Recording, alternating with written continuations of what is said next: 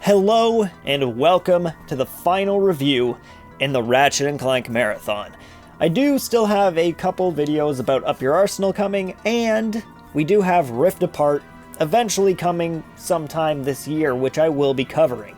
So, get excited for that. But until then, let's enjoy the final game in the Ratchet & Clank PS2 trilogy. We begin our journey in Undako Megapolis, where Ratchet & Clank are staying currently, as we watch the newest episode of Clank's new TV show, Secret Agent Clank, before Ratchet becomes annoyed and changes the channel, to find out that Veldin is being attacked by monsters controlled by a new enemy known only as Dr. Nefarious.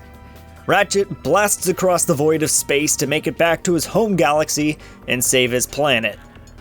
We meet up here with our new friends, the Galactic Rangers, who give us our first weapons, the Nitro Launcher and Shock Blaster. Pretty decent weapons to start with, especially the Nitro Launcher. There's also a bunch of great changes we can see right off the bat here that I already love. First off, the new user interface is great, showing off what guns you can quick swap to in the top left of the screen, and they shrunk the health bar down to remove some clutter from the top of the screen.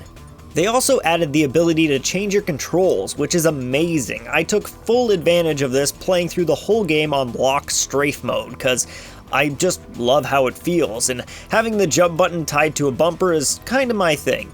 Plus, the ability to aim where you want to shoot with one stick and moving with the other just feels more natural and normal at this point, and how gaming actually is these days. Anyways, after traveling through this level, we have a cool skydiving session, and we fight a few waves of enemies before being introduced to the Galactic President, who asks us for our help, and by our help, I mean Secret Agent Clank's help. Like, seriously, it wasn't that long ago Ratchet saved this whole galaxy from Drek. You think, the head of the galaxy would have remembered that? Anyways, he asks Clank to go find a special someone who defeated Nefarious in the past, and that someone is Captain Quark. The guy who just tried to destroy another galaxy last game, and kinda tried to betray us in the game before that, so, off to a great start here. We now embark to Florano to find Quark. This first level is pretty linear, only having one path for us to explore that eventually leads us to, Tribesman Quark? Seems Quark has lost his mind living with all these monkeys, and we need to slap him back into shape. We bring him back to our new hub area, the Starship Phoenix. This place was always the best. There's just something about this hub world that really brings the world together. It's nice having a centralized area you can test your weapons, buy more stuff, chill out in your room, or talk with all your favorite characters from past games. Our next task is to save the Galactic President, since he's under attack by Nefarious's monsters on planet Marcadia. Weirdly enough, this is another planet with just one path for us to explore, just a straight direction to our main goal, and that's about it. This is a pretty big change for the series. Almost every planet in this game has just one path for you to go down. There are new arena battles in a lot of the planets that we'll talk about in a minute, but they don't really make up for the fun of feeling like you're really exploring each planet how you want. Yeah, the game does give you more choice between which planets to visit and what order, but with how the story unfolds and how it pushes you along, it never really seems like you're too far off the beaten path. The last area on Mercadia is our first arena fight, which is just a mode in the game where you go through multiple scenarios in the same location with different tasks. The first one may be protect a location, and then the second may be push forward into the enemy's base. It's a pretty cool idea, but they really didn't implement it well, and it hurt the game more than it helps it in many ways that we'll eventually go over. After pushing our way through this level, we get our reward, a Quark Vid-comic. These are awesome, and I love their addition to the game, and I really hope they bring them back in a future Ratchet game. Rift Apart. Quark Vid-comics are short 2D side-scrolling beat-em-up segments where you play as Quark. There are 5 of these in total in the main game, and each has its own enemies, weapons, and sometimes even bosses.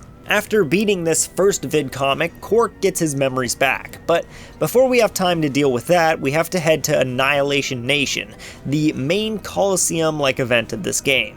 This one doesn't include just arena fights, but also obstacle courses too, which are pretty fun. They don't really change much between each time you go through them, but they are a fun change from the standard shoot waves of enemies until they're dead gameplay. On the downside though, there is zero planet to this. Like the past game, you were able to kind of explore and find the arena and going commando, but in this game, you just kind of spawn in the arena. It's a little disappointing. After kicking some butt and some really cool bosses in Annihilation Nation, we head back to the starship to learn Quark is back at it again and has taken over command of the ship and the fight against Dr. Nefarious. His first course of action as ringleader is create a crazy plan that pretty much sends us to our death to explore Dr. Nefarious's underwater lair. This level is actually pretty cool. It may be just another linear level, but this time we get to hang out and work with Skid McMarx, which is new for the series. It's nice that we don't have to defend him or make sure no one attacks him. It's just a straight up chill time with Skid McMarx as he helps us hack doors to get through the underwater base. Eventually we reach Slim Cognito, who's hiding down here and sells us old weapons from Going Commando. He only has a few guns, but adds more to his offerings as the game progresses. And just like Going Commando, if you have a previous save from Going Commando, all of these guns are free. Having an old save has a few other perks too, like discounts on all old weapons and a free skin for Ratchet to give him his OG outfit from Ratchet & Clank 1. Another awesome thing about these old weapons, unlike Going Commando, you can actually level them up with the new level system in Up Your Arsenal. Each gun can now be leveled up 5 times on your first playthrough, slowly powering up the gun as you use it until you finally reach level 5 and unlock its second form, changing the gun completely and making it much, much stronger. There are also a huge amount of new weapons in this game to level up, and with so many guns to use, the new addition of a second quick select wheel is more than welcome. This second wheel lets you quickly swap between so many weapons and gadgets. It's amazing. I had my second ring mostly dedicated to my gadgets so I would know where to look if I needed them, but for the most part, you never really will. That's the thing with Up Your Arsenal, it makes it so you almost never need to pull out most of your gadgets, since the game will auto-detect when you need them. The best of all of these is the hook shot, or the grappling hook, however you prefer to say it. If you're jumping in the air near a hook and you press the circle button, the game will auto-grab onto it for you so you don't have to worry about having to equip the hook before making these jumps. I love it. It's such a small quality of life change in the game, but it makes for much better experiences as you play through it. Like the ability to buy all ammo with one button, just an amazing addition to the game that I was really annoyed by in the first two. It's all these small little changes that really help this game shine. Back to Nefarious's lair, we're able to play as Clank now, who actually has been switched up a bit for this game. Nothing too drastic, you just get to control a monkey this time. Nothing too crazy, you just get a gun that shoots bananas so you can force the monkey into horrible death-defying circumstances to help you progress through the area. Besides that, you'll still have your little robot friends, but no cool big robots this time like in Going Commando. Shortly after this, we have our first real experience with the character of Dr. Nefarious, and it's easy to see why he's one of the most beloved characters in the game. He's serious and scary, but amazingly entertaining at the same time. Like, seriously, why does a robot need underwear anyways? The next big thing to talk about is the open areas we get to explore. Just like the last game, the gem collecting, we again have another area just like that, this time in an underground sewer. It's not as good as Going Commando just due to the bleak and boring design of the whole thing. Every area just kind of looks the same, and the constant onslaught of the same goopy monsters gets annoying after a while. Plus these doors that can only open from one side make traversing through the whole maze really annoying.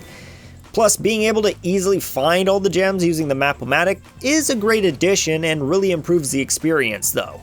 Alongside the open crystal area, we also have open arena battles, where we get to drive a car around, shoot enemies, and kind of explore however we want. These areas are pretty condensed, but are a real nice addition, giving you some breathing room from the standard hallway-style levels the game has a lot of. Planet Dax is our next destination, and one of the first planets to actually have multiple paths for us to explore.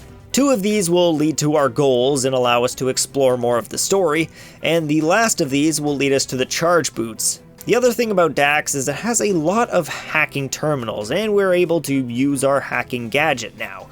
The hacking minigames in Ratchet & Clank have always been a bit annoying, but Up Your Arsenal just takes it to the next level and has one of the worst of these hacking minigames out of any of them. These just take so long to complete, especially with how you need to go through them 4 or 5 times before actually unlocking a door. Never mind that if you mess up on the last stage, you have to restart the whole thing. One of my favorite levels in the game, and possibly the whole series, is the studio level, where you get to play as Giant Clank in a kaiju fight while plowing through a fake city. It's really fun and different from a lot of the other stuff in the game, and really shows some of the great creativity that can go into the game.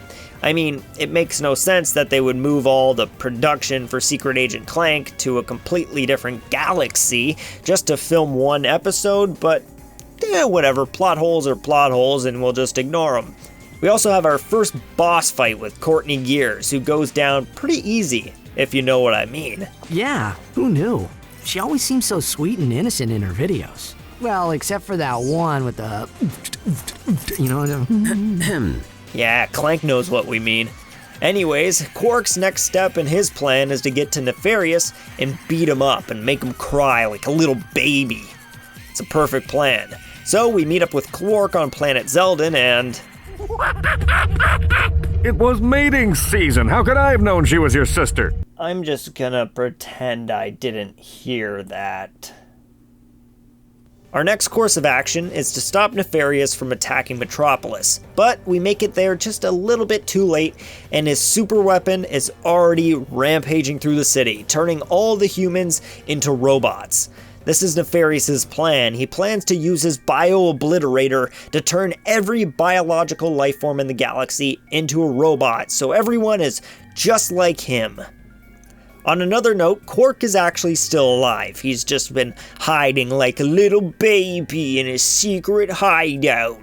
So we head on over there to give him a piece of our mind. Clank gives him some advice, and Ratchet tells him he's disappointed in him. It's actually a really nice scene that speaks to the whole don't meet your heroes stereotype thing. After leaving Quark's base, we find out the starship is under attack, and this mission was always really impactful for me. Seeing our home hub area on fire and destroyed just hurts a bit, and being able to rampage through new areas of the ship, taking down anyone in our path, feels real good. After saving everyone on the ship, we learn that Nefarious's next stop on world domination is planet Veldin, which is a nice callback to the first game, where we start playing on Veldin and end with our final level also being Veldin. The fight against Nefarious is actually pretty hard and fun at the same time, more so than I thought it would be with all the different moves he has to throw at you. On top of that, we don't just get to fight Nefarious, but also a Unicron-ass bio-obliterator transformer thing, which is super cool, and Quark comes in at the last minute to help us save the day. What a good guy. And that pretty much covers everything story-wise for the game. So let's go over my thoughts about Ratchet & Clank Up Your Arsenal. Truthfully, it's hard for me to not be nostalgic for this game. When I was a kid, I went to this concert with my mom. Around where I lived, there was this big concert where you got to see big people. And when I went there, there was, time to hang around, check out the vendors, and listen to some nobody musicians who I could never even remember if I tried. But more importantly, there was a PlayStation truck. A truck for PlayStation, by PlayStation, filled with PlayStations. And PlayStation portables. It had PS2s, so I went into this truck, and they had Ratchet & Clank Up Your Arsenal. And I played it. all day. I mean, I took a break to try the PSP because it had just come out and I wanted to give it a try, but for the most part, I played Ratchet & Clank all day. I sat there all day playing that game, and I enjoyed it so much, and I stayed in that truck so long that the employees working there, when they finally had to close up shop, were so amazed by my dedication to the PlayStation that they actually gave me a bunch of merch when I left. Free merch, actually, which was really cool. I got like a PSP like visor, and it was great. So whenever I think about Up Your Arsenal, I think about that day, and it's hard for me to not be nostalgic when I think about it like that. But I'm gonna try my hardest. But I mean, it's a review. I have to try to not be nostalgic and actually give criticism where it's due. And there's definitely a few areas it needs to be ranted on. First off, the arena fights in the game. These things are cool. I like them. I mean, they're not amazing, but they're cool. But they literally happen on every planet that's a callback. Blackwater, Iridia, and Metropolis City. All great levels from the first game you get excited to go back to and explore again in a new game that are all just thrown to the side to be some arena map. Metropolis has a little bit to it, but it's so little it really just feels like a kick in the nuts. I hated this so much playing through the game. Secondly, the lack of variation in enemies is a big bummer. I get that there's this idea of Nefarious having an army of enemies he sends at you, but both Ratchet & Clank 1 and 2 had special enemies on every planet that you visited, making each planet feel more unique than the last, while this one just feels like fighting the same dudes over and over again. Even when they're turned into robots, they're still pretty much the exact same. I also wasn't a fan of how linear the game felt compared to the last two. Every level felt more like a single point A to point B mission compared to how the first two games felt more like exploring a whole new world every time you entered a new planet.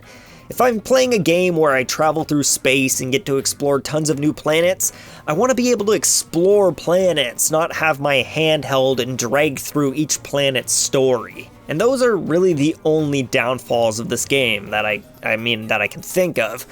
I mean, it's not a masterpiece, for sure not. In every way, Going Commando should be the better game, but I don't know, there's just something special about Up Your Arsenal. And I think it's the atmosphere the game brings. It's the home feeling of the Starship Phoenix. It's the entertainment of all your favorite characters bickering back and forth. It's the addition of an amazing new villain that changed the face of the franchise for years to come. It's the great updates and advances in controls. There are so many little things that add up in this game that somehow still makes it feel like a winner overall. A couple more things before we go. Once again, just in another amazing soundtrack composed by David Bergode, I think.